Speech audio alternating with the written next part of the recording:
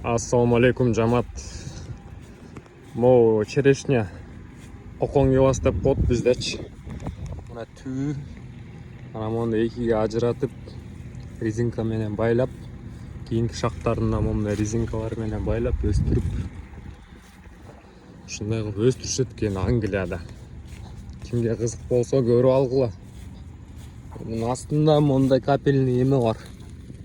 Көрдіңіздер. Шланги бар, кичинекей.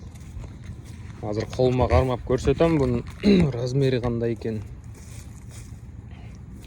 Бұның қалыңдығы деген ондай екен да.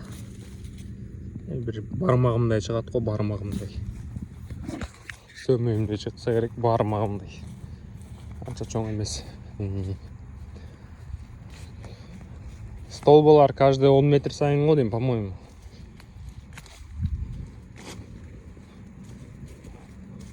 Он үч қадам екен да, 13 қадам.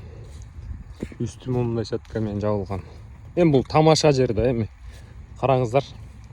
Қандай өніккен да, Англия. Қандай ғана ферма да бұл, гектар. Кейінгісі алма. Дальше.